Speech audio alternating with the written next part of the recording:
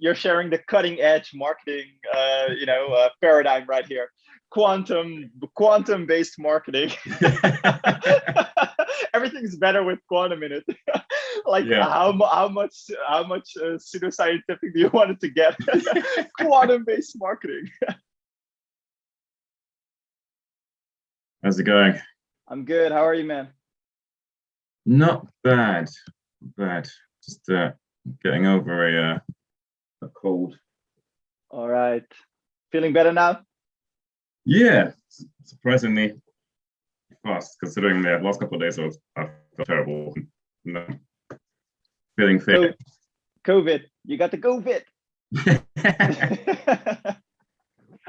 Well, my house is full of tests, so all right. Managed to escape it. I think it's the kids with their colds and all that. All right. Well, it's good that you're feeling better right now. I just came from the hospital, so a little bit of bad news. The ACL is probably torn, so that's not ideal, but yeah, it is what it is. Was that taking you out from all the flips for a while? Yeah. Probably, yeah. It needs to be. You need to get surgery in order to get the ligament restored. They need to take it from somewhere. You can do a donor ligament or something, or they take it from your patella tendon. So the kneecap and how it attaches to your tibia, and then they take it and they take a piece of the bone, a third of the tendon, and then they insert it there, and then you need to recover, which is also like 9 months or a year. So. Not super psyched about that, but part of the game, unfortunately. Yeah, well, hopefully you buck the trend. Yeah, we'll see. You want to introduce yourself really quickly?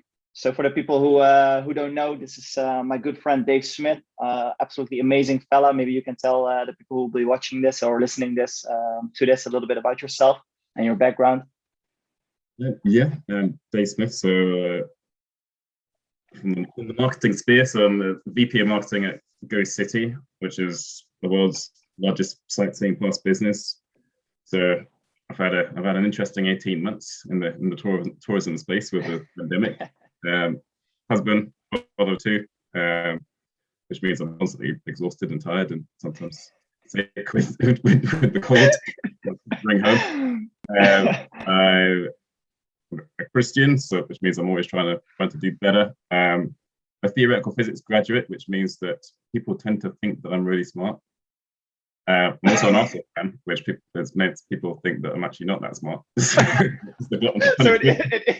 it evens out. It all evens out. I'm a Trekkie, so I'm a super geek. So nice. I love all things Star Trek and sci-fi, and politically I'm what I would describe as a anti-partisan, which means that I take views on multiple sides of the political spectrum, but my core belief is that political parties do no good for anybody, and we could probably do a lot better if we could get rid of those as a starting point. That might be a nice place to kick this off with, because that is something which is becoming increasingly rare within marketing itself. So marketing has always been, maybe not always, but at least since we are both fairly young, we don't really know quite how it was like environmentally and like, say something like the 1980s or whatever. But, we grew up with marketing using Twitter, social media, etc. At least when we started our careers, probably. But what you see a lot on social is that there's a lot of tribalism where it's like, this is my school of marketing, this is my school of marketing, and arguably less so, which is like evidence-based, which is, I take a little bit from the people who view it this way. So very roughly, for example, one distinction that you can make is, are you more drawn to, qualitative marketing or quantitative? Is it all about like numbers and then amassing large amounts of data, trying to see if you can find a pattern within that? Or do you value like qualitative, nose-to-nose, face-to-face experiences more? And a lot of that, unfortunately, isn't exactly based on what the literature and the evidence actually says, but more, your own hypotheses, and particularly what your crowd, what your tribe seems to believe.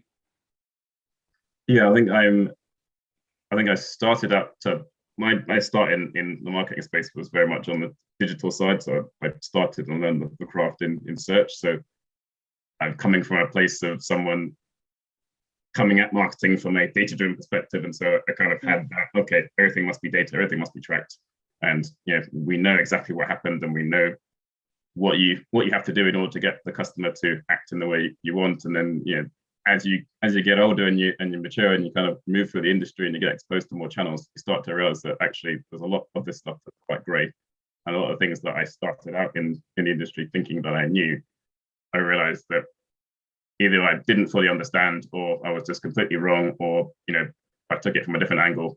I could find that a lot of the things that I was maybe taking credit for in sort of the success of maybe campaigns that I'd run for various clients when I was working agency side, or for companies when I was working client side, were just simply not true, and I was more due to luck, or more due to the industry, or more due to market dynamics.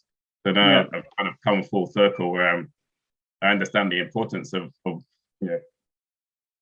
whether it's paid search, etc., and paid social, but I also massively understand the importance of old media, TV and radio and billboards, etc. So trying to take a broader view and saying, actually, maybe I don't know the answer to this, and maybe there are broader powers at play here that I need to be more cognizant of, which really is liberating in a way, because it kind of makes me step back and go, okay, actually, I'm not in control of this, but taking it from a different angle, taking it from a different approach, gives me more tools that I can use to try and push things in the right direction, or nudge them in the right direction towards helping whoever I'm working for grow their business, not just in the short term to try and hit a target, but actually thinking about it over 1, 2, 3, 4, 5 years. That's completely changed my entire perspective on what we do. So whether it's quantitative data, or we've got the hard numbers, or whether it's looking at things more qualitatively and talking to customers and trying to understand what do they think, and how does that have an impact on the broader picture. We take that all in now. So within my team, my team is a performance marketing team, but actually that name doesn't necessarily mean what it doesn't necessarily reflect what it is that we do now, because we're looking at things from all different angles. We're not just kind of this hard data-driven, affiliate marketing, PPC, etc. We're running plans to kind of do major billboard campaigns in the US, and looking at TV campaigns, and thinking about how we can survey customers to understand how we measure some of that stuff, but actually realizing that a lot of it we won't be able to measure, and we just have to kind of move forward and try to understand always try to understand what is happening in the long term, and try and kind of have a bit of faith in one sense, because sometimes you kind of roll the dice and you say, okay, well, I don't know what's going to happen here, but I know that I've at least got some theoretical grounding and some empirical data from research papers we've read, whether it's looking at some of the stuff that people like Barrett Sharp have done, or Phil de Benet, or all those sorts of guys, and kind of saying, okay, well, some of these people have kind of got some interesting data points, but I can at least use those as a framework to try to understand what does my customer look like, and how do I get the best value from the money that I'm investing for my business, and move that forward. And then maybe it will turn out that we're exactly a match to the empirical data, but we might just be completely different. But the first thing is to do is to try and put some stuff out there and see what happens. Yeah, I think that's definitely a fair point to tie into something which you mentioned earlier. You were alluding essentially to the difficulty of attribution, which is always very tricky. Usually the guys who are in the last stage, you tend to attribute the result to yourself, kind of like a soccer player who scores the goal and it's like it was all me, but like all of the stuff that happened like downfield or upfield, however you want to view it. So you have all these conflicting and confounding variables, in essence, things like brand. If you have a 15-year brand reputation, then that's going to play a role, and then it's always tricky to tease out those effects. But yeah, you don't want to go so far that you throw your hands up in the air and you become nihilistic, and it's like, there's nothing that we can say, which I see sometimes in our marketing science community on Twitter, where it's like, a little bit too negative or too pessimistic almost, where it's like, this isn't supported by the literature, that isn't supported. And in some sense, I think Bill Bernbach, for the people who don't know, a legit advertising guy, he was alluding to this idea that advertising, at least, which is a subset of marketing, is part science and part art. And I think that's valid in a sense, because a lot of what we do resembles, in my opinion, comedy, where it's like there is no formula that you can use, which is like mathematics, where it's like, you follow this exact algorithm and then you'll reach an answer with a given problem. You can't do that with marketing, because even if you could, the market itself changes. So maybe if it works for 3 months, 6 months later, you have an entirely new dynamic, because maybe there are new players in the market, or technological advancements, which means that the game essentially has changed. So I think he has a quote actually, which Dave Trott often uses, legendary ad guy as well, copywriter schooled under Bill Bernbach. He always says, with a quote from Bill Bernbach, principles endure, formulas do not. And I think that's probably the right way to think about it. Like what's true on a macro view, and then give yourself some leeway to try different things and test. Kind of like medicine, like everyone has knees, and everyone has elbows, and everyone has a heart and lungs. So there are like things that which allow you to do things in a order of probability, an order of likelihood. You start somewhere where you think, okay, this is the most obvious place to start, and then we do this, and then we do this, and then in some weird cases this might happen, so we'll test it as well, but we won't start with that. And I think probably in when it comes to marketing, you want a similar approach, where it's like, strange stuff can happen, but don't start with the strangest stuff, because otherwise you're skipping all the foundational stuff, all the basics essentially, and the probability that you'll actually do something which works is significantly decreased. Yeah, I had a example of that. So in the travel sector, we look at so when I joined the business, I joined GoCity maybe 3 years ago. So, and when I joined the business, the way that we ran PPC was very much just kind of almost a scattergun approach, where there wasn't a lot of really clean segmentation just along basic lines. So, for example, obviously we advertise in different demographic, not even demographics, but just basic sort of advertising in different countries. Taking account of the fact that someone. So, for example, one of our products, there's a focus on New York City, which is one of our biggest destinations, and the difference between someone who we advertise to in the US, their profitability, versus someone coming from Germany was night and day difference if you actually start drilling down into the data. And no one really even bothered to think about that or look at that at any point. And it was me that kind of took a step back and went, hold on, but Germans are materially different to Americans in this picture, because they have to travel to a different country across the Atlantic. So maybe there's something we can understand from that. Those are facts. Those are hard realities. We're not going to find a German resident that lives in the US, because those two things are just can't both be true. Yeah. So if they live in Germany and they are in Germany, then that's a fact, which means that they've got to then travel across the sea in order to get to the US. So that changes the dynamic of what they're doing in terms of their holiday plans. And so maybe there's a profitability situation here. So one of the things we found is that a German traveling from Germany to the US for their holiday, when they use our product, they use it way more aggressively than Americans. Because Americans only maybe travel from a neighboring state, and they don't have to kind of go hard on their sightseeing around the city of New York, because they can come back. They can come back next month. They can come back next week. Yeah. But the German has put in a fair amount of money for their flight, for their hotel, etc. they may not go back to New York City again ever, or they may not come back for a few years. So they go hard on that. They use the product, which means that they're a less profitable customer for us. But okay, yeah. until So you maybe you that should use that in your your marketing strategy. No Germans allowed. Yeah.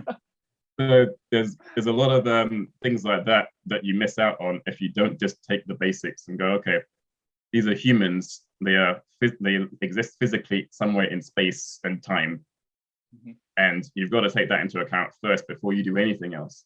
And I feel like one of the things that led me to that level of thinking, and this from my own perspective, is just the fact that I studied physics. So I'm always thinking about space and time. That's, I spent three years of my degree constantly thinking about space and time and how do things relate together and why they're important. And so when I come into the marketing sphere, you're sharing the cutting edge marketing paradigm right here. Quantum based marketing. Everything's better with quantum in it. How much pseudoscientific do you want it to get? Quantum based marketing. It's funny. I've actually tried and failed to bring in some of the concepts into the marketing space, and I just for fun. I tried to bring in sort of some quantum theory, just perturbation theory, and thought, okay, could perturbation theory be relevant here? And I spent maybe half a day just trying to tinker around with it and realized I was probably going a bit too far. It's kind of got to one of my friend of mine who has a PhD in physics, and I described what I was trying to do, and he said it's the equivalent of buying a Lamborghini to go and do the shopping. Why did you do that? When you could just drive a family SUV or whatever. Yeah. True. A lot of times there, you can get quite far by using very rough and perhaps less precise heuristics. Yeah. And in fact, all that complexity can lead you astray, because it is true. Rory Sutherland often makes that point that, this is a very, I don't know if it's like complex adaptive system. I'm not that well read when it comes to complexity science, but it's a complicated system in the sense that you don't have like a nice linear predictable relationship between the input and the output. Like there's an input, then there's a black box, and then there's an output. And one time you put in one apple and you get two apples. Another time you put in one apple, you get an orange. And another time you put in one apple and a fire-breathing dragon comes out of it. So and then on top of that, you have all of these variables which are unknown to you, which is also the case in physics. But when it comes to like classical mechanics or something, oftentimes they are irrelevant to the experiment that you're trying to do. And for us, oftentimes that's not the case. So something as innocent seeming as like mood, for example, can be a huge confounding variable, which is one of the reasons why replication becomes so tricky. And then replication in and of itself, like how do you constrain the system itself? Just the mere passage of time means that some of these very important variables have changed. And I guess that ties in with Rory's point of trying stuff that's non-obvious, because that solution space is so unexplored, because everyone always adopts the McKinsey, Bain, MBA style reasoning, where it's like, okay, how can we cut costs? Because a penny saved is a penny earned, essentially. But like everyone is doing that, and it's not really a competitive advantage.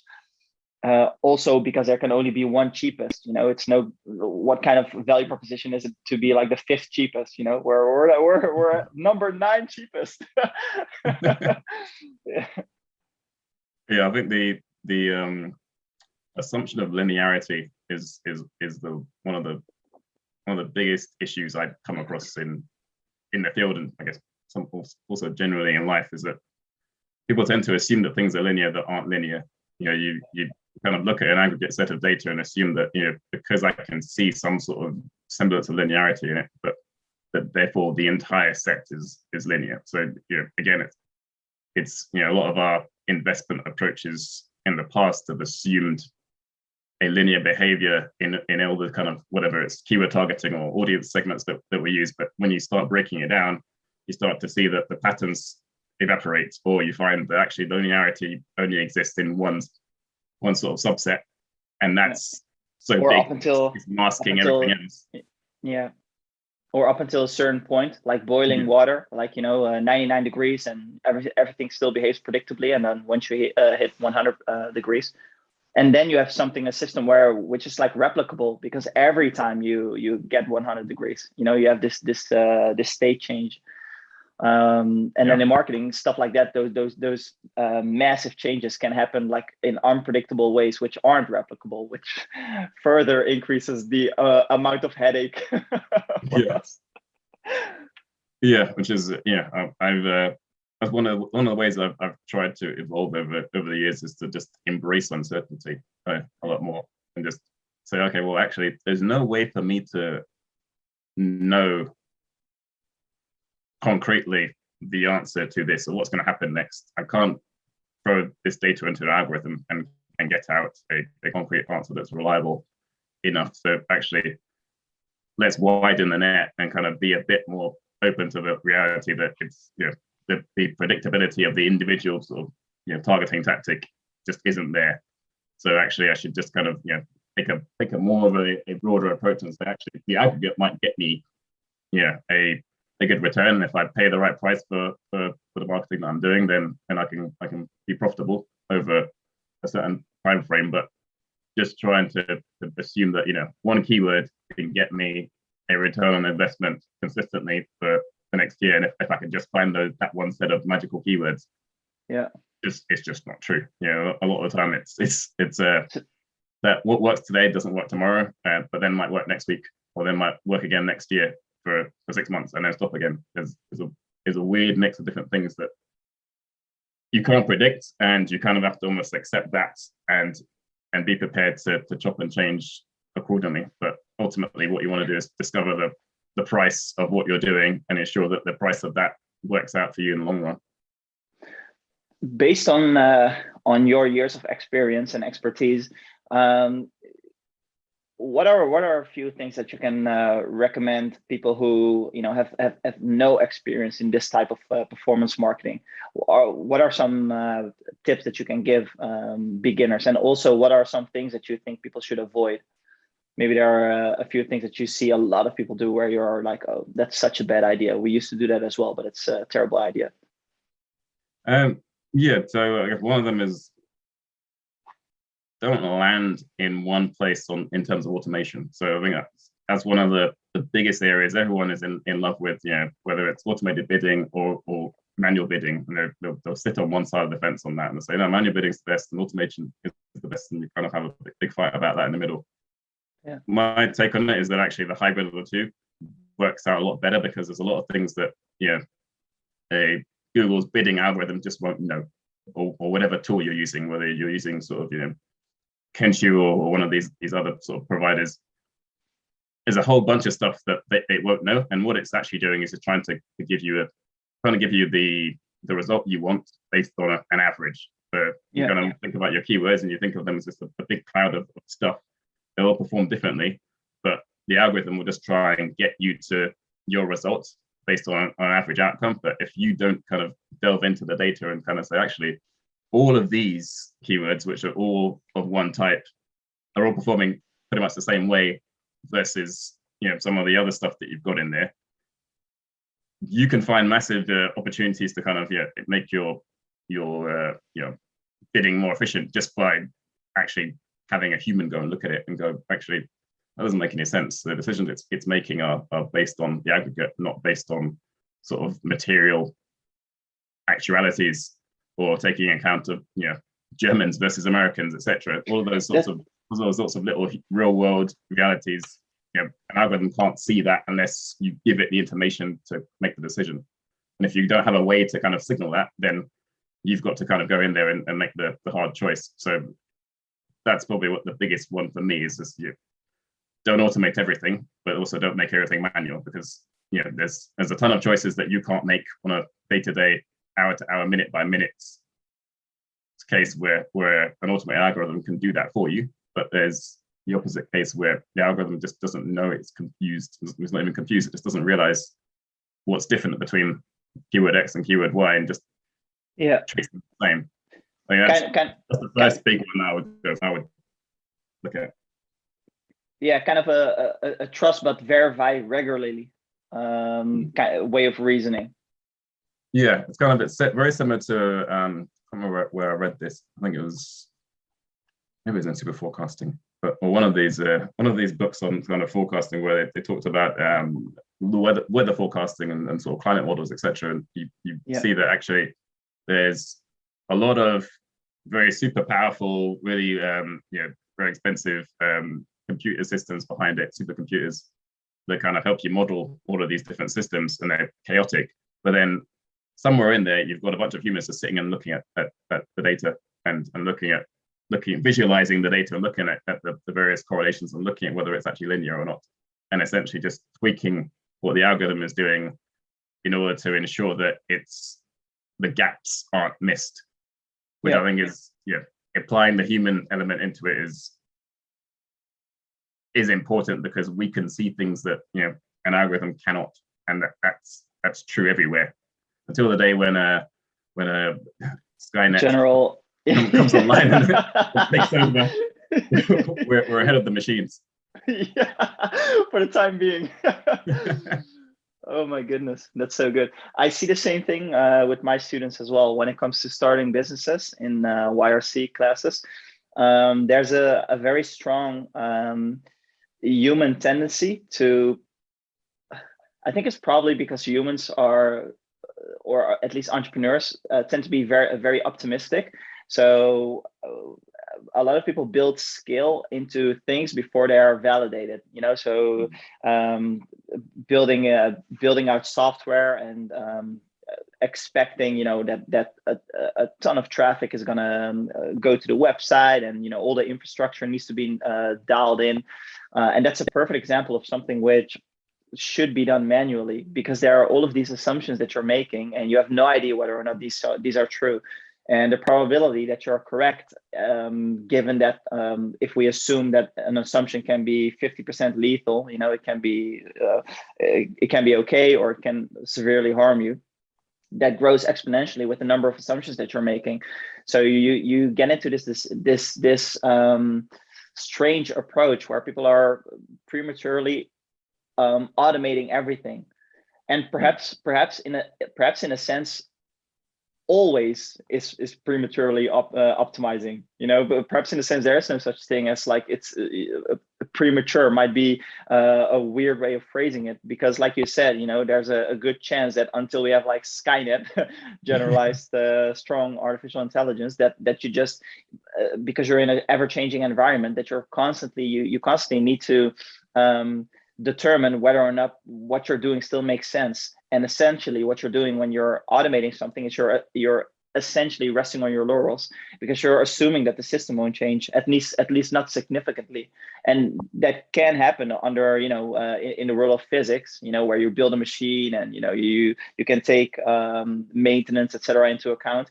But when you're dealing with human beings, often that isn't the case. So now you have like maybe a campaign, and it does well, you run it every year, and you just automate it, and you're off to Hawaii sipping martinis on the beach. Now you're in dangerous territory, because you're also opening yourself up to copycats and whatnot, people who see that your marketing approach is working, stealing it. Now the environment has changed again, landscape is different for consumers. And then the other danger with automation is that one of the core assumptions that's often made is that the measurement framework that you've got that resting on is actually accurate. So one of the things I've learned over the years is that pretty much no one in the marketing industry understands attribution modeling. Every company I've gone to. I'm sorry, understands what? Attribution modeling. Attribution modeling, got it. Yeah. So particularly in the digital space, there's a reason why the default is kind of last click for a lot of businesses, is because it is the default. So it doesn't. No one's changed it. Explain attribution modeling for the people who may not have heard of this before. So, attributing a sale to where they came from. Yeah. So in the digital space, someone can come to your website and eventually go on to purchase, but they can click on lots of different ads. They might come and hit you on Facebook. They might then go and do a Google search and they click on your ad there. or they might, click on, do a Google search and click on the organic listing, and then they might come back, several days later, and then come directly to your site without having clicked on any ad. Each of those touch points, whatever platform you're using, you'll have an ID for those clicks, and everyone should be aware of the existence of cookies on their browser.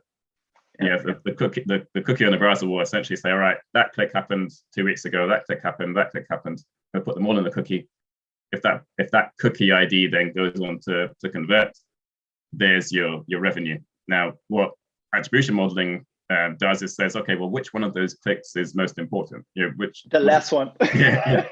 By default, it's the last one. So you go, okay, well, we're done. All right. Did all this stuff, great and then episode. right at the end, that's your guy. All these other things are relevant. We solved it. Yeah, got it. Which obviously, the one thing that most people do know is that obviously that can't be right. It doesn't sit well with anybody that's the right answer. However, it works in the favor of everyone in the industry to kind of just go along with the lie. Because if you're working in PPC, you're bidding on a lot of keywords, and in a lot of cases that will be the last click, and that will kind of gain you your sales. But if you're working in, say, in paid social, you're working in branding, you're thinking, actually, no, last click doesn't work for me. I want to look at first click. I want to work on a first click model. Others will look at it differently again. Whether it not be email or whatever, affiliates, etc. They'll kind of try and game the system to choose the model that works for them. And the thing that I realized over time is that actually you shouldn't be choosing the model should choose you. So you should have something that fits the reality and kind of it determines which of those clicks was most important. If you don't have that, your starting point should be neutral. It shouldn't be last click wins. It shouldn't be first click. It shouldn't be it should just be, okay, let's give credit to every single click because you don't know. So If you don't know, you start neutral and say, well, if there were 10 clicks and there was $100 sale, then each of them will get $10 each, and then you try to optimize on that basis. You know what worries me? Yeah. Even then, go ahead. So that's the point I'm trying to get to, is that even then, because you're optimizing, especially when you've got automated optimization, what it will try to do is, what the systems will try to do, the algorithm will try to do is short-term optimization. We'll try to find what correlates with a sale. So it won't determine whether or not having indirect. It won't determine whether or not having that ad in place actually drove the sale causally. We'll just say, oh, look, this correlates with sales, so I'm only going to bid aggressively over here where I know sales will happen. So you end up with an endogeneity problem where the system is essentially just self-dealing and leading to an outcome that it saw in reality, but doesn't necessarily mean that it drove that. So and that's one of the big things that no one seems to really get about attribution modeling, is that even when you get it right, it could still be very, very wrong. So you have to do things beyond that. You have to go into things like incremental testing to try to separate the people that saw your ad from the people that didn't see your ad, and then try and see whether or not you can actually show an uplift. But all this automation that we do essentially exacerbates a lot of the problems that we've got with measurement. But even if you can show an uptick, again, still you see an uptick, but how can you be sure that it was because of that ad campaign? Maybe there's some weird confounding variable that you didn't take into account. Like it's this stuff can be so tricky. Nassim Taleb made a remark which was something along the lines of, I'm not 100% sure if it was in the context of the social sciences, but I think it was. But it was something along the lines of, like, if you need statistics to tease out an effect, immediately you should be very suspect. And I think he's got a point. If something is so nuanced that you're gonna need all this fancy ninjutsu, then it doesn't mean that there is no proof of absence. It's not absence of absence of evidence. It's not proof of absence. Yeah. But it is the probability that the likelihood that you'll fool yourself, that you will fool yourself, increases when you have all these very complex, sophisticated shenanigans going on. So I think that's, if you look at like behavior science, there's the more academic style behavioral science, and then you got like BJ Fogg's very pragmatic behavior science approach, and he doesn't use statistics. He isn't out there doing studies on NS 100K people, and then you have like very subtle differences, and then you're trying to make sense of that. It's like you're looking for stuff that's super clear.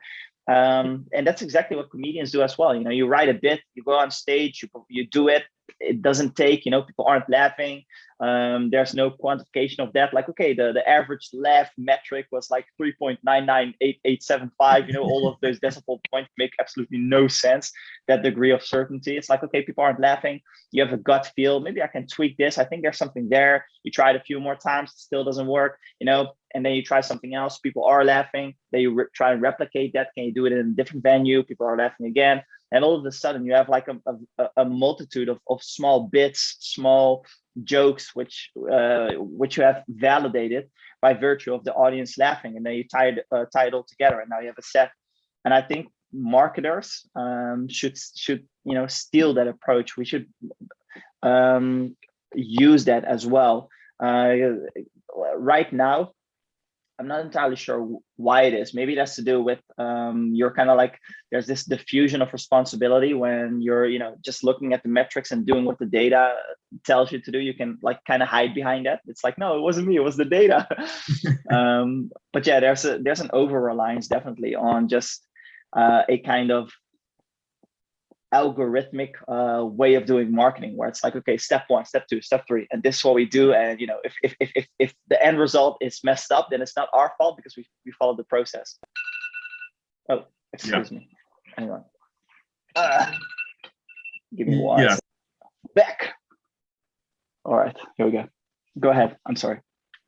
Yeah, one of the things I've noted, I guess, in terms of how we function as a business. So whenever we're kind of making decisions, I've tried to move things away from this constant sort of scrutiny of super granular data and going, oh, look what happened there. That metric is moved by 1 percentage point. What does that mean?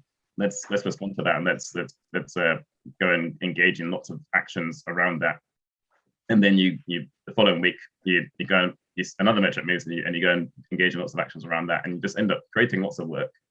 And you never know what the impact of any change you've made was, because you've changed so many things at a very sort of micro level constantly. And I've tried to move, I guess, more the senior parts of the business away from that level of thinking and getting them to kind of think about what are the big things we should be looking at. Think about things on a more geographic level, where we can actually see sort of longer term trends occurring. How is that going to impact our business? How should we be responding to that? Particularly during the pandemic, that's kind of helped, because a lot of what's happening in the world is big news, and it's quite big in terms of a German not being able to travel out of their country because of restrictions or whatever. That's a big change that we can see tangibly. Okay, well, actually, clearly, we're not going to sell many products to Germans because they can't travel to London, or they can't travel to New York, or they can't travel to anywhere in the US. So that's a material thing that we can change in terms of our approach. And so actually, well, we don't need to be talking too loudly to Germans, because what can they do about it in the short term? So there's a lot of shifting of that mindset, and trying to make sure we maintain that coming out of the pandemic, and when travel kind of returns to sort of its 2019 levels, is going to be sort of the next challenge, because that approach that we're adopted now actually isn't just good for now. It's good long term, because a lot of the things that we're doing are just unpredictable. So why do we need to be making lots of tiny minute changes here and there, and then not being able to measure the outcome, when we could just look at some of the bigger, more important things that are more concrete and more tangible and more realistic, where we can actually see, okay, clearly when we expand our base of affiliate publishers in Spain, do we see an uptick in Spanish customers?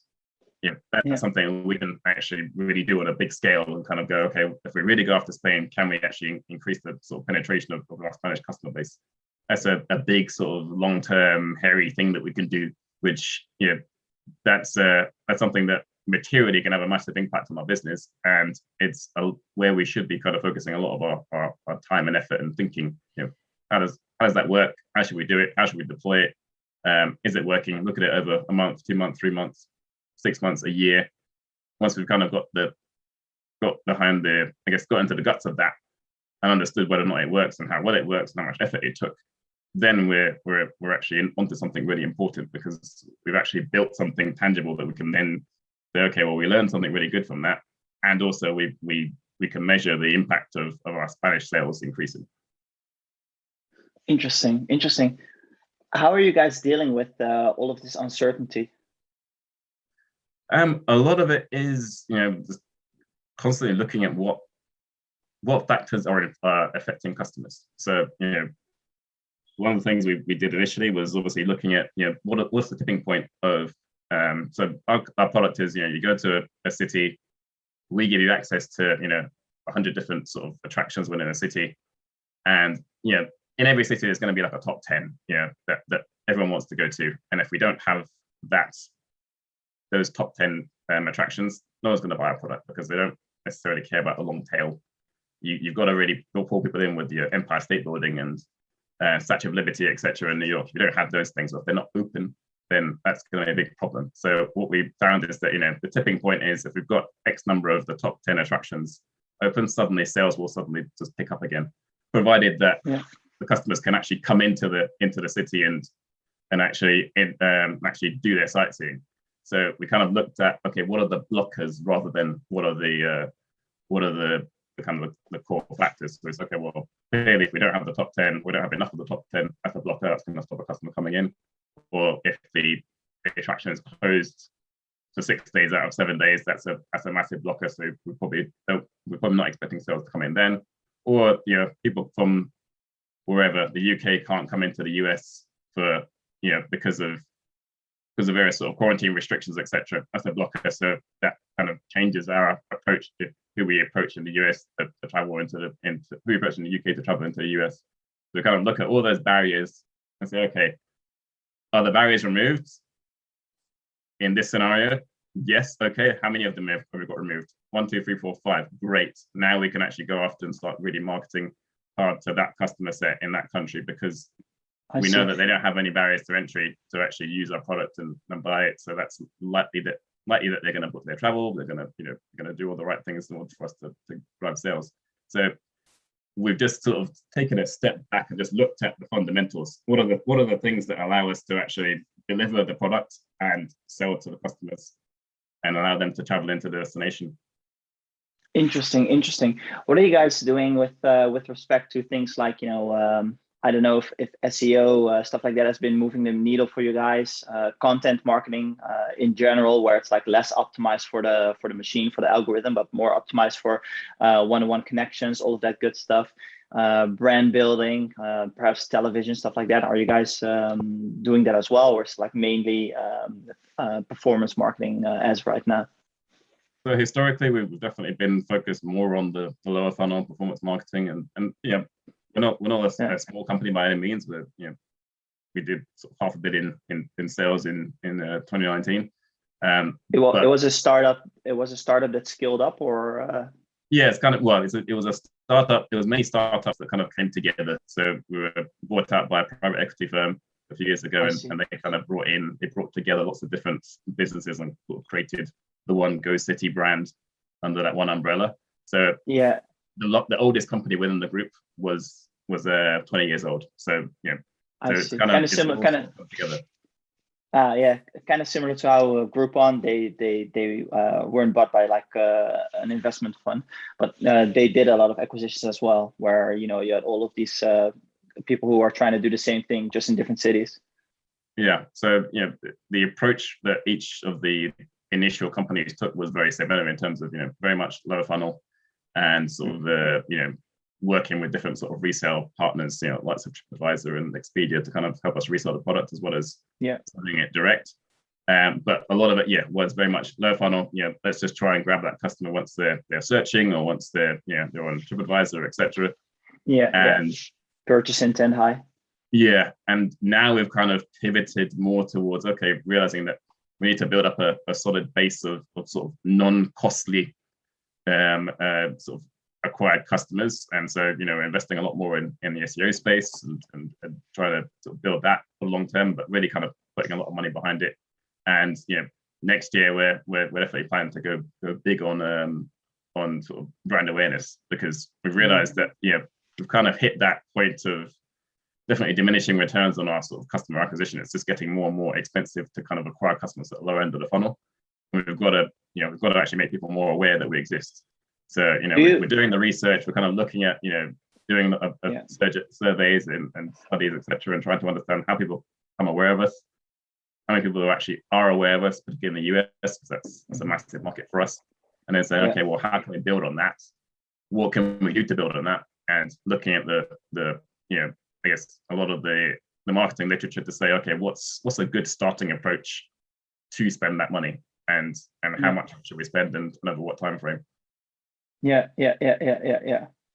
Marketing literature would suggest like frequency. Better to do 12 small campaigns versus like one huge campaign with the same budget within the period of a year, and the synergistic effect of multiple channels, where you have a 1 + 1 = 3.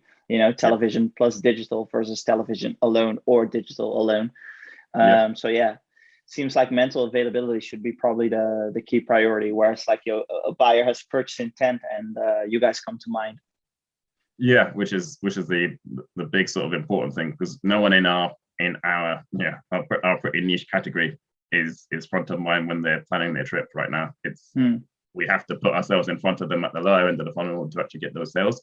But if we can sort of get in there and sort of get them thinking about us first, alongside their Expedia, etc., that's going to be a game changer for us, because that suddenly opens up the category massively, because we're barely scratching the surface of the sort of sightseeing and tourism industry. Obviously, a lot of people just buy tickets. They turn up in the city, they go to Empire State Building, or they go to San Diego Zoo when out there, or whatever, and they just kind of buy a ticket at a booth. Whereas with our product, you can do all that before you arrive. You get it all in one app, and you leisurely just go and scan into different places at your choice, or you can even look on the app and say, okay, I want this slot at 2:00 on a Saturday, and then you go there and you scan through and you're in, and you don't have to think about spending money, or etc., or using your card, etc. You just got it all. You've already got the trip planned, and app will even give you sort of ideas in terms of where you could go, and open you up to other opportunities. Because New York product, for example, has 100 different attractions. If you ask anyone about New York City, they're going to tell you the obvious ones, but they're not going to know about the color factory. They're not going to know about sort of other sort of brave niche places that you could go in New York that could be a lot of fun, that could really make your holiday. Or, there's one in London called that we always joke about, called the Fan Museum, where it's literally just a museum of fans. But fans of Dave Smith, people in cages. I wish. How big of a this fan is all my are you? fans. I'm super fan. Let me go. No, this is the Fan Museum, the Dave Smith Fan Museum. Officer, this guy right here. Give me an idea, actually. No. No, literally, the old school paper fans, which people go to, and they have a great time there, and it's on our product, and you could discover that for the very first time, or other places like that with the product. Cool. That's cool.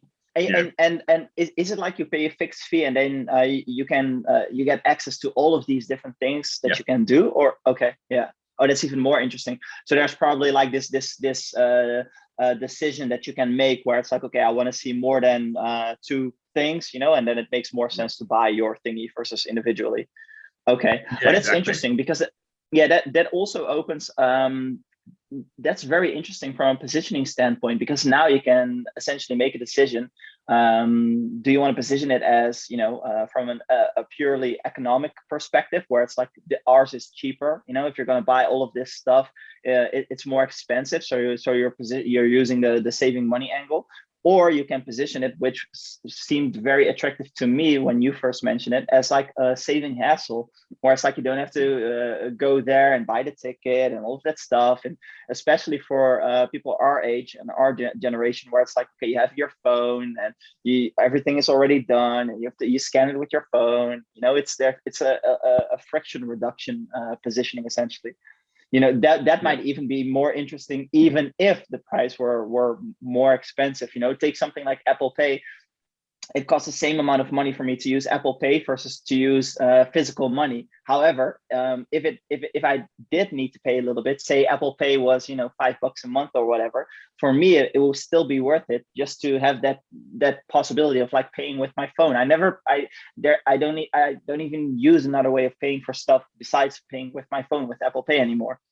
So it's interesting how depending on how you define the job to be done, according to your consumers, how that changes the way in which you can position your product.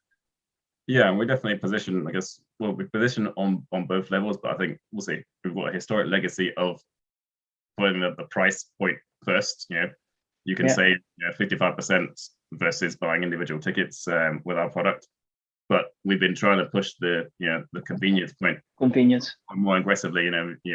There's a visual that used to be on our website where it's just you had a hand just carrying lots of tickets, and it just goes from this to this, and the other hand is just carrying one phone, and so you go from a really annoying kind of complicated, like, oh, what ticket is it? I bought this and I bought this, to just kind of one phone, one app, and you're done. But the thing I find interesting is whether that journey is a natural one or not. Because, for example, if I think about my personal sort of, I guess, anecdotally, my personal perception of a brand like Uber or a brand like Amazon, my first impressions of both of those brands were that they were cheaper. And then as time moved forward, I stopped caring about whether it was cheaper or not. So that's Uber, a really good point. Uber now could be more expensive. I don't even care. All I know is that it's really convenient for me, and I like Uber, and that's a service I can rely on. And if I pull out my phone and look, I can see lots of Uber drivers around, and I'm like, great, I'm going to hail that guy. Boom, he's going to be at my door, and off I go. And if you have to hail a taxi, it's like, what is this, 1827? I have to hail a taxi like a peasant. Better recognize King Dave Smith. I got a fan museum. Better recognize. Take me to my fan museum.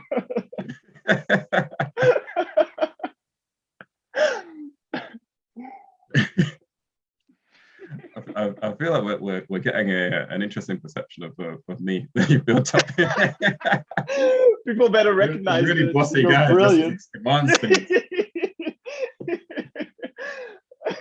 Take me to my destination. Do not speak to me.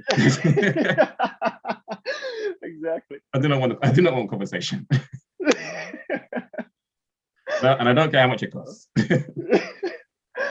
Oh, it's so good. Yeah, and I have a similar experience with Amazon, actually, in terms of the evolution of that relationship I have with the brand, in that I literally could not care less whether, I couldn't even be bothered to actually go and look to see whether Amazon is cheaper than going somewhere else, because the level of I guess cognitive load and the level of effort and time it would take to kind of go and find that same product elsewhere on someone else's website and then go and sign up with them because I haven't used them before, give them my credit card details, etc. Whereas I'm like, well, it's on Amazon. Do I want to save £1 or £2, or do I want to just hit buy now and have it arrive at my house the next day because I've got Prime? So one of the things in behavior is repetition makes behavior easier. There are eight different levers that you can pull in order to influence how difficult or how hard a behavior is to execute. Constraining motivation, so keeping motivation constant. But repetition is one of those, and it decreases mental friction as well, because you've already gone through that process several times. So there's uncertainty, which normally would be present especially if you're doing it somewhere else, which isn't present there. And it doesn't even have to be like very significant. And then on top of that, there's like this which you mentioned as well, this cognitive friction of having to fill out your name and your surname and your address and all of that stuff. And even you use autocomplete, but it doesn't do everything correctly, and you have to change it, yada yada yada. So it's this whole process.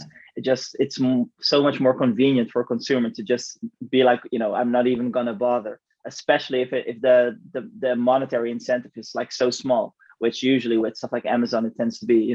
You're talking about very very small changes. So it really doesn't make sense from the perspective of the consumer. I think that's actually one of the things that marketers underestimate. They don't many of them overestimate like how eager consumers are to do stuff. Many people are lazy, and not in necessarily like a pejorative way, but just like from a conserving energy way. It's always like, what's the easiest thing, what's the simplest thing? And it's not necessarily bad. It's just like, it's just how people are wired. So if you can find ways to remove friction and make things easier to do, oftentimes it's a huge benefit for a consumer. Yeah, and we've found that through some of the testing that we've done on the site, which we looked at looking at customers who have come to the site for the first time, or customers that were coming the second, third, fourth time, etc. And we just gave them a different option. We gave them just hey, we noticed you've been to the site before. Go straight to the basket and kind of quickly buy what you're after. And we found that people that had come for the first time, obviously they perform worse when we presented that option to them. And people that were coming back for the second, third, fourth time, their conversion rate increased by 20%. That's significant. When we put that option in front of them. So it was the hypothesis was pretty clean and kind of real world. Like, okay, as a consumer, what do I want in this situation? I want to not have to deal with any of this extra crap, because I've gone through this process already. Now I'm ready to buy, and now you're showing me all this stuff that's for someone that hasn't been to the site before. Get me to the product, get me to the point. Let me just give you my money so I can go. So was helpful. That's an excellent point, because you see something similar happen in sales, where a consumer has made up their mind and they want to buy, and then people keep talking, or in terms of copy, and almost like talk someone out of the sale, where it's like, okay, I've already decided I want this, like just let me purchase it, for God's sake. And it's like you keep selling. You see that in books as well. Sometimes you purchase a book, you have the book, and now like chapter 1 is all about like why the book's so amazing. Like, I already gave you money. Like, stop selling. The sale has happened. Like, give me the meat and potatoes. Give me the information right now. Don't keep selling. You already got my money. What more do you want? Don't you know who I am? Exactly. Yeah, that's interesting. So earlier I asked you a question like, what are some things that beginners need to avoid, or mistakes that you see frequently? Is there also some advice that you can give people who are just starting out, things that you think are Pareto principle, where it's like, okay, these are fairly simple things to do that give you a lot of bang for your buck when it comes to performance marketing? I guess taking it from the journey that I went on, and understanding the fundamentals. Obviously, we talked about measurement and understanding how that works and why that's important.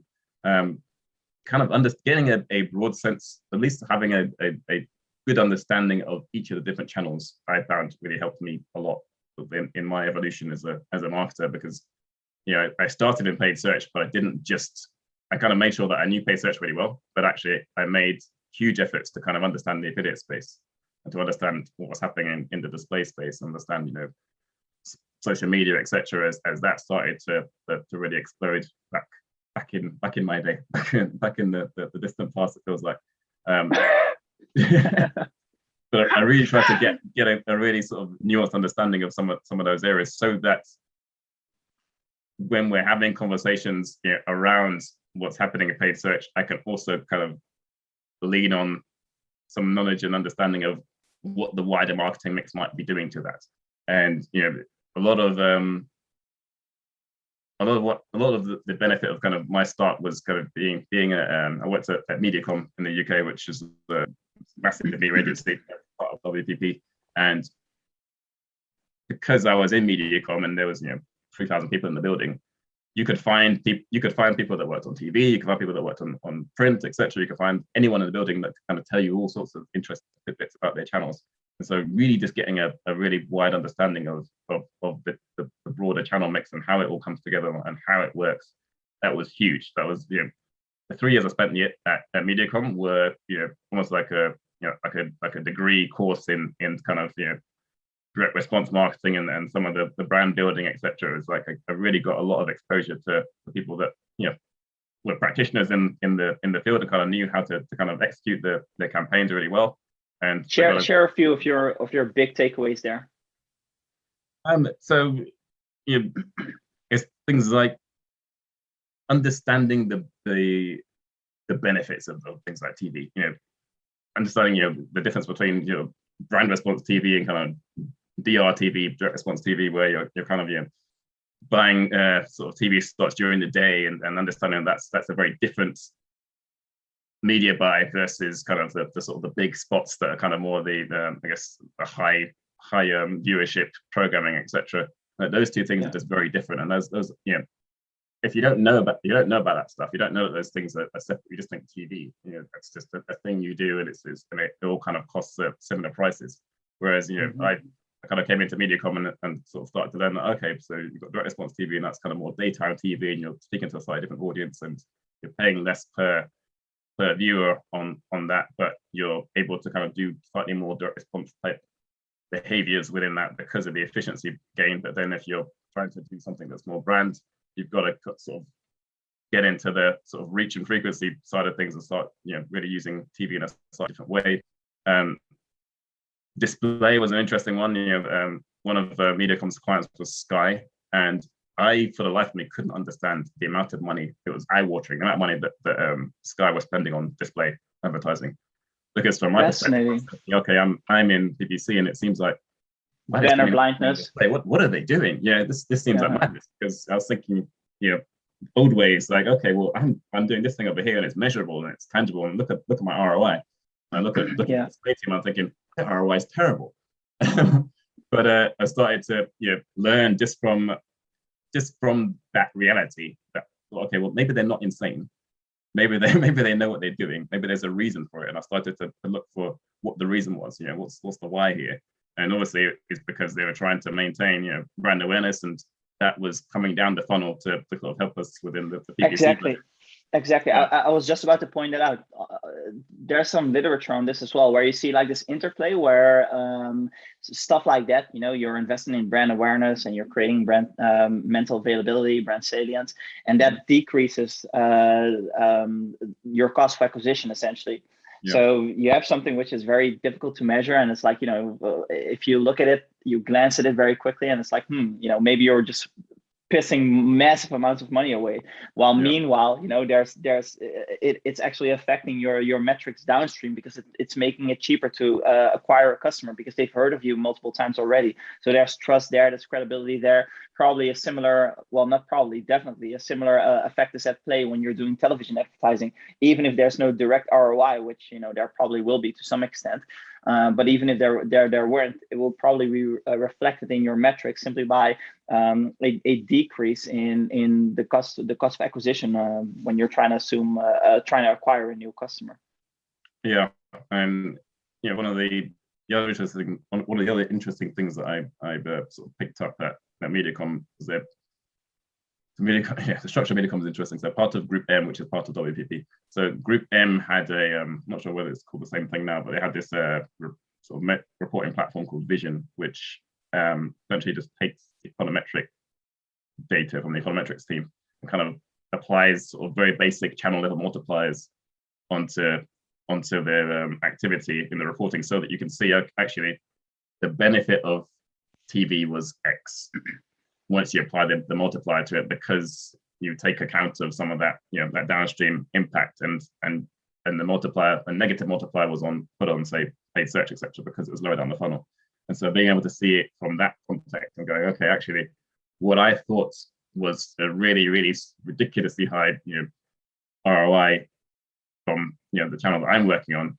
When I look at it in the context of this econometric model, I can see that actually maybe I'm giving myself and my team and my channel way too much credit, because when they've sort of looked at the data and they measured it, they've kind of got a different slant on it, and they've kind of taken 50% of my revenue away.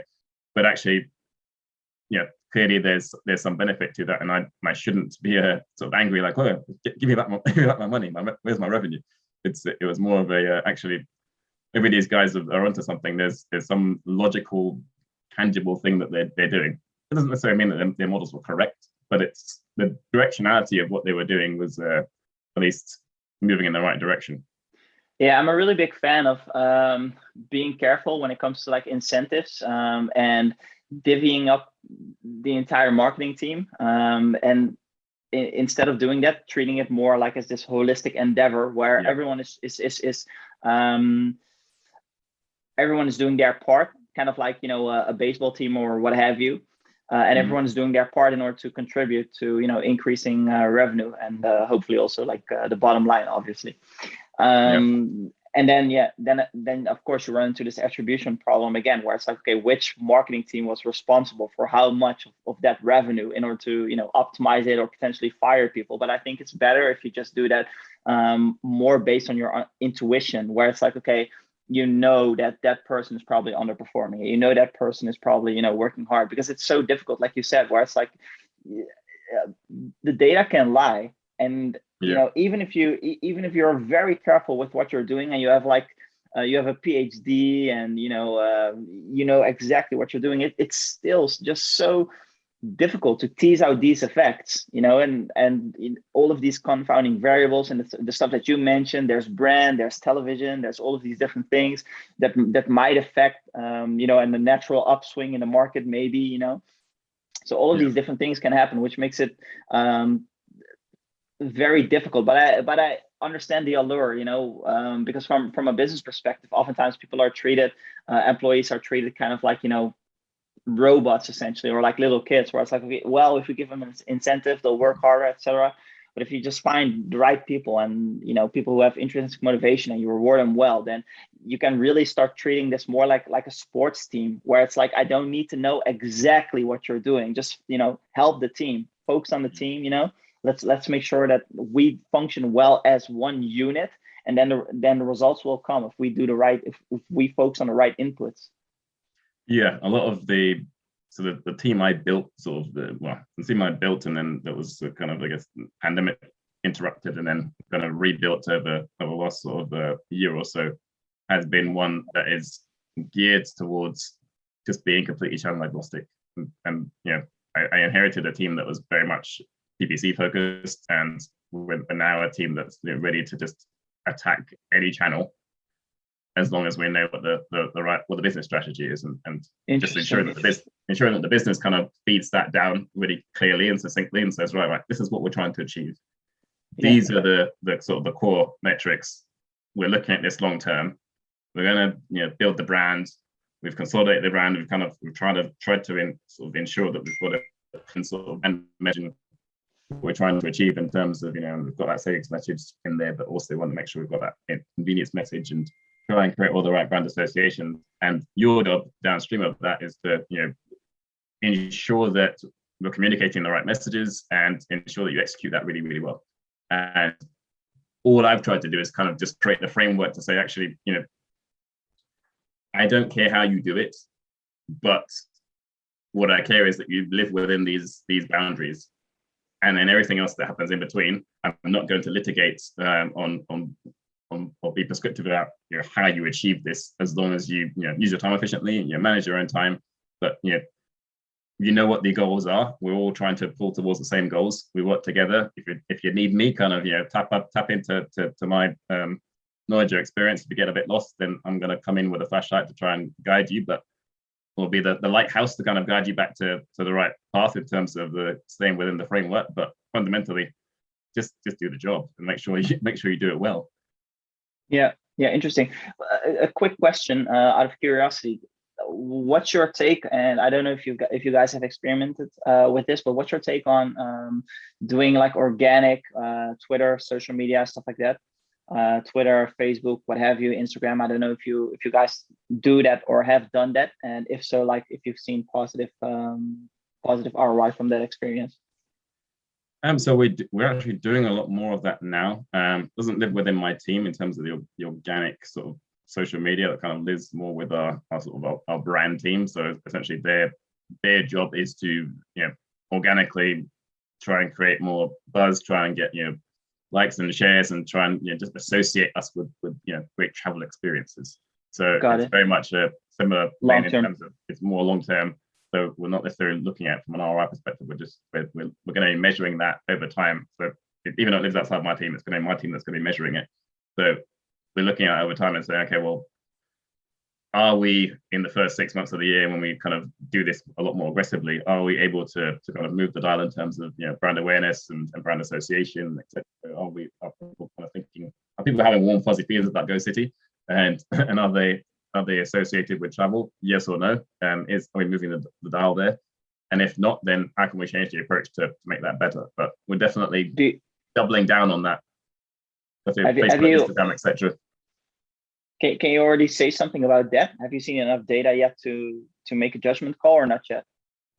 Not necessarily in terms of the brand associations, but definitely in terms of just the level of engagement. So we brought in a new sort of social media director a few months back, and she's definitely had a big impact in terms of more people just talking about us on social media, and using social listening tools to try and understand some of the sentiment of that. People are obviously liking our posts, commenting on it, sharing them with their friends, tagging their friends in them. We've seen some of the most highly engaged metrics on our social media posts that we've ever had, just from just changing the approach to be a lot more aggressive in that space and kind of giving it the time and attention. Yeah. So we're seeing some of the early signs, but we're not necessarily seeing some of the firmer sort of brand metrics yet, because we haven't gotten fully enough into the year to start measuring it. Because we only do sort of like a quarterly temperature on brand awareness right now. Yeah, I think that's probably smart from like a measuring perspective, because it makes it a little bit easier to see whether or not something is working. Yeah. Versus if you do the entire year round, then it can be a little bit more tricky. Yeah, that's interesting. There was one thing that I wanted to ask, but I forgot. I'm blanking. Nah, doesn't matter. It'll pop into my mind. But yeah, okay. So you got a lot of paid experience with doing all kinds of paid advertising, obviously, and you started with Google, I believe, right? Yeah, Google, right. Google, my friends, they've served us well over the years. And that's doing everything from search to display to app campaigns to YouTube campaigns, and we've seen the benefit of all of that. But one thing I have noticed is that my approach to Google is definitely shifted over the years in terms of being less paid search centric and looking more into what are the things we can do more aggressively in the space with YouTube, etc., and trying to think about how we use those different channels within Google in an efficient way. So it's quite hard on the measurement side with what we've got right now with the tools we have available to kind of get the best out of Google right now in terms of measuring it and understanding ROI. So what we've taken is we pivoted more towards lead gen. So if it's not paid search is more immediate, and it's kind of measure it and can see what's going on there. But when it comes to sort of even as well as paid social as well, but when it comes to YouTube, display, etc., we're kind of trying to gain people's email address first so that we can talk to them later, because then that gives us a hard sort of tangible thing that we can then say, okay, well, we've got the email address, we can tie that email address back to a sale, and we can measure, we can kind of have a proper reporting and measurement framework that's just geared around that customer showed us a clear sort of interest signal.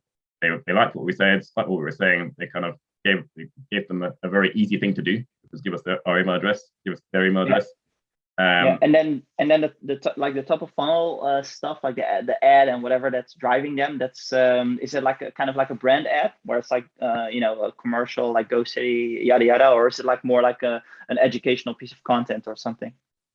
It's more lower funnel in its approach. So in terms of it still looks at that customer and tries to looks at them as though they're at least somewhere near sort of the buying process. That makes sense. So kind of it's kind of looking at things mid funnel, but it's a difficult piece to kind of, we haven't quite determined what the right messaging is at that stage yet. Yeah, I remember my question, by the way.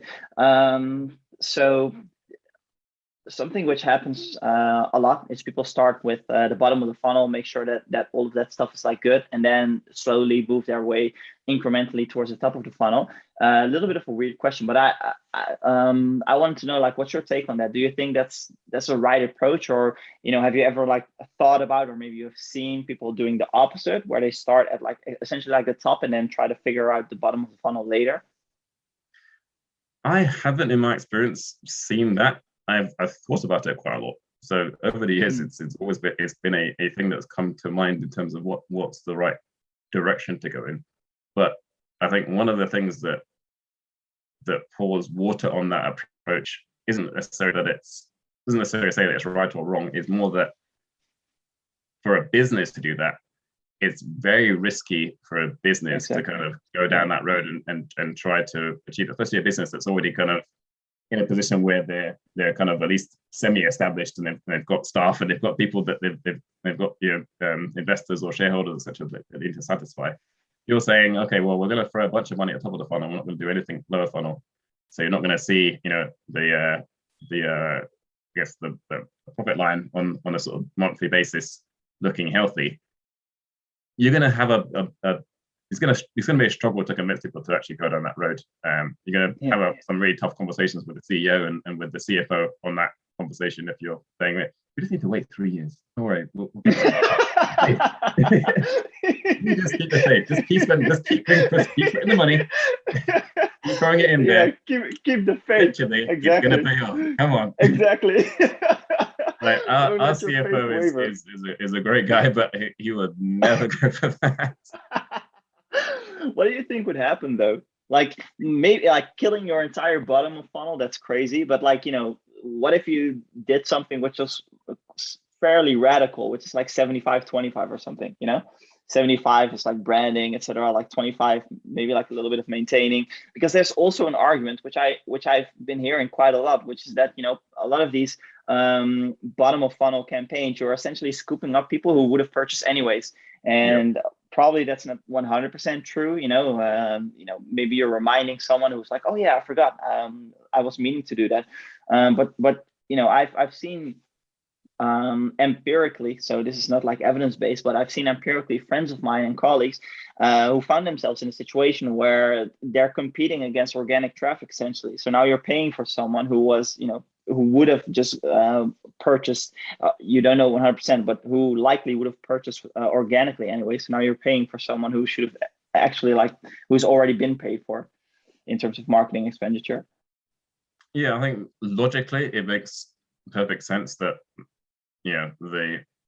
whether it's 75-25, 80-20, or 90-10, or just 100%, you just go after the top of the funnel and just make people aware that you exist. And if you've got all that, you've done all that well, and you execute it brilliantly, and people get the right message and kind of understand who you are and have good feelings about you, and then they kind of naturally flow through the funnel. In theory, it should work. It's just, I think the biggest issue is risk, and I think that's the thing that kind of shoots it down, unfortunately. But I feel like if it were an ideal world, if it were my own business and I kind of had money to burn, that's probably the approach I would take. I'd probably just go down that route, just really go after it, and wait for 3 years. Exactly. I feel like you need a few years or a period of time in order to make sure that the bottom of the funnel is like optimized to the point of like diminishing returns, because if it's really janky, then now all of a sudden you're throwing people in a funny, and like the bottom of the funnel is a mess, like people are leaking out everywhere. So I do think that there's a lot of value in paying for people, even if you would have gotten them anyways, essentially, just so you can use that opportunity to make sure that stuff like you have been doing at that company, where it's like, okay, people who is retargeted or whatever sees something different than a person who comes to our website for the first time. Like all of that stuff, you can iron out all of those details, make sure that the conversion is like relatively good, and the mechanics of the bottom of the funnel is good, and then you can focus on tofu essentially, and brand building and all of that stuff. It's something that is interesting. It does tie in with the whole Mark Ritzen's boathism, which people have been talking about more lately, where it's like these synergistic effects of like short-term marketing essentially and long-term marketing, and then both of them working together and essentially creating a 1 + 1 is 3 effect. Yeah, which I think that's the approach that we kind of end up at in the current setup of kind of how companies are structured. As long as you're working with a receptive CEO and a receptive CFO, you can sell that into them quite easily. Whereas the other approach kind of is a lot harder and well, not even not harder, probably just impossible. And they're not going to want to have the board kind of saying, oh, this guy's insane, we're going to remove him because he wants to throw all the money in top of funnel and have us wait 3 years to see a profit. So I think the boathism approach kind of helps us balance the two quite nicely, and ensures that we balance risk with reward. There's a guy in our space, perhaps you know him, Dr. Fu. He talks about ad fraud. I don't know if you've seen him on Twitter or LinkedIn. Yes, perhaps. I have. He used to work at Google. I'm not sure. Maybe that could be. I don't know his background, but I've shared some of his work, and he discusses ad fraud quite a bit, like bots and people wasting money essentially because there are shenanigans going on. What has been your experience with respect to that? So we stay pretty neatly within the sort of the safer ecosystem. So a lot of what we're doing in terms of Google is with Google Ads. So we're in the programmatic proper space in terms of using a demand side platform to kind of really get out into that universe. So we've kind of avoided a lot of that. Obviously, you can't 100% avoid it because you kind of almost to say you kind of take a view where you're in a protected space, but at the same time you're in a black box because you don't necessarily know how well Google Ads is protecting you from all that stuff. But you kind of make an assumption that they're better at it within their own ecosystem than say a demand side platform would be working with lots of different exchanges. And similarly with operating within Facebook, again you kind of at least make an assumption and kind of roll the dice a bit and say, okay, well, maybe Facebook are a safer option than going out into the wild west of the programmatic space where there could be all this fraud, etc. That's easier to achieve out in that space. So we haven't necessarily had a lot of exposure to it. We probably will do, I guess, as we start to open things up a bit more. But there isn't a lot you can do in the fraud with the fraud picture with the approach that we currently take, because we're kind of in the black box space. So once we kind of jump out into the wild west and start doing a lot more stuff that exposes us to that, then we're going to have to take that into account. But I think a lot of the time for me, there's a level of I almost don't care as long as I price that into what I'm buying. So I see. Yeah. As long as if I'm confident in the way that we're measuring, and that confidence kind of moves around from day to day sometimes, but confident in what we're measuring and what the return we're getting, and I'm pricing in the fraud into the cost of the audience I'm buying or whatever, or the segment I'm going after. So if 10% of it is fraud, then I should be paying 10% less. I'm sure that math is right. I should be paying 10% less than whatever they would normally charge, and I'm the one controlling that investment. So I decide, okay, well, I don't want to pay $2 for that. I want to, or $2 CPM, or $5 CPM, etc., or $25 CPM. I want to pay a lot less in order to account for the fact that it's not that valuable to me. So yeah, and in that sense, for me anyway, from my perspective, it doesn't actually matter that much as long as I've got control over the pricing. Yeah, that makes sense. All right, we should wrap up soon because I want to be conscious of your time. I know you have a hard stop. There are people who are doing marketing for firms or agencies, whatever. Is there something that you can leave those people with? Definitely working within firms. I mean, whether it's large or small, one of the most important things that I've found is that your people skills are just probably the single most important skill that you can build in, well, I guess in your working life, but definitely within the marketing space is your people skills. Yeah. So I used to work for a company called Sainsbury's in the UK, the sort of big supermarket, grocery store, whatever you want to call it. They're like the second biggest in the UK behind Tesco. And they're huge sprawling organization, loads of stores, big massive stores, small convenience stores all over the UK, on massive online presence, etc. And their headquarters, 3,000 or 4,000 people within the UK headquarters, with London headquarters, and then several more in the stores country. And I spend the majority of my job the 3 years I spent there was just talking to people and trying to understand their motivations and what they needed and explaining to them what it is that I do. And so I had a folder that just had printed out presentations. This was a few years ago, so I wasn't carrying on my laptop or an iPad. It was more just like bits of paper, and I would just talk to people from whether it was from finance, whether it was from the buying teams, whether it was merchandising, etc. And I'd just be kind of selling them the dream, sort of saying, okay, this is what I'm doing, and this is how it impacts you. But this is what we're trying to achieve, and this is where we're trying to get to, and this is how it ties into the broader vision of Sainsbury's in terms of our whether it's our online sales goals or our broader sort of multi-channel sales goals. So having the ability to communicate what it is that you do really well and really succinctly to people that just have no concept of the nitty-gritty of your channel or don't have any clue what the hell SEO even means. And be able to just kind of communicate that to them really quickly and have them get on board with you is a huge skill. That's something that you'll remove a ton of obstacles from your path if you can tell someone, okay, in 5 minutes, this is what I do, this is why it's important, and you should be on board with me. In fact, you should be an advocate for what I do. And I had a really good experience once when I walked into a meeting. Sainsbury's were launching like a new website within their mix. I think it was the clothing site. So Sainsbury's also sell clothing, but they sell it in store, but they were going to move to e-commerce as well for the clothing, have us on a separate domain. And I got into a meeting with various heads of IT and various other sort of business leaders in the room. And someone pulled out a presentation that I had prepared and printed out and handed out to someone. I don't know who it was.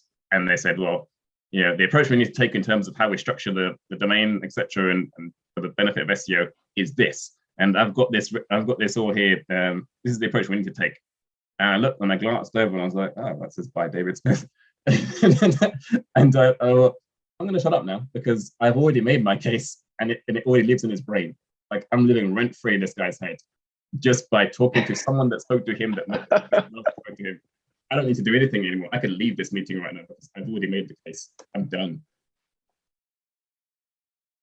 That's really cool. That's a really good answer. It's surprising, because you would expect something along the lines of marketing or whatever, but the importance of good communication. You're 100% right, especially when you're dealing with bigger teams. And it's funny because so much of marketing, not strategy, of course, but like revolves around clearly communicating stuff to consumers because the whole system one, system two thinking, the whole system, different ways of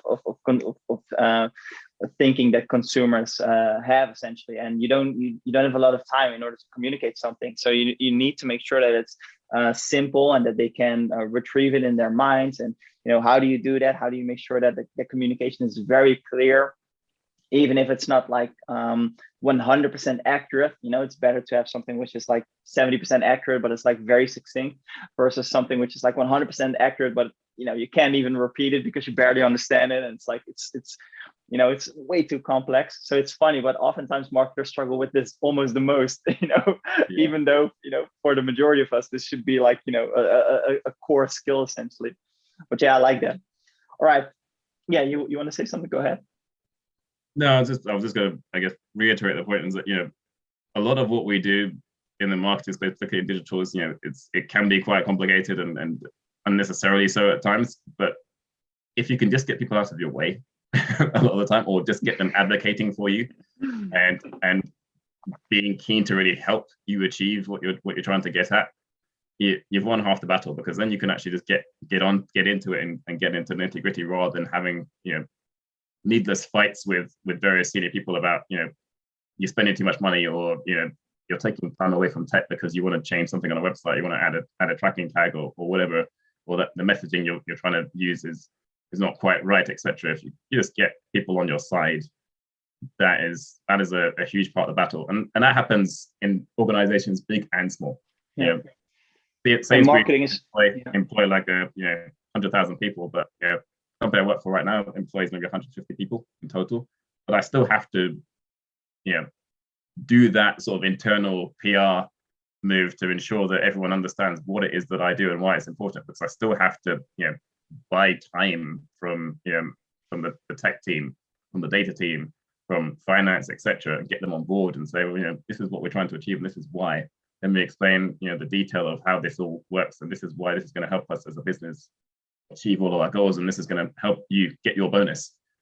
Which, when you bring money into it, everyone gets super excited. Like, oh, okay, yeah, bonus. I like that. That's a very good point, because marketing is already difficult enough, so let alone if you have like people who are purposely in your way, trying to throw a monkey wrench into the works. It's already so tricky, getting all of this stuff right, figuring out like, what you should do, and then how you should do it without all of those internal politics. So yeah, I really like that. All right, this has been good, man. Really appreciate you coming on here. Had a ton of fun. Where should we send people? Your Twitter, your website, whatever you want. You can find me on Twitter at David Smith Plus, where you can read my musings on various topics, from politics to marketing to religion to various things on various humorous topics in the comedy space, etc.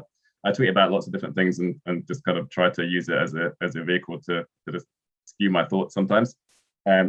And the company I work for, GoCity, so you can find us on gocity.com. And once we're all able to really travel at will, once again, it's a great site to kind of help you maximize your fun experiences all over the world. We're in 30 odd different cities, 17 countries, 5 continents. 3 million passes sold each year. So lots of people like what we sell, and they've had a great time. So people should enjoy it. That's awesome, and it's very important also for the listeners to remember that like that's all 100% because of you. all the good every things, single one of them. The progress, all that you're in all of these different continents. That should be the main takeaway. All right, dude, this has been awesome. We'll continue likewise. Talking on Twitter and whatever, and I'll see you soon, man. All right, take care. All right, take care, buddy. Bye.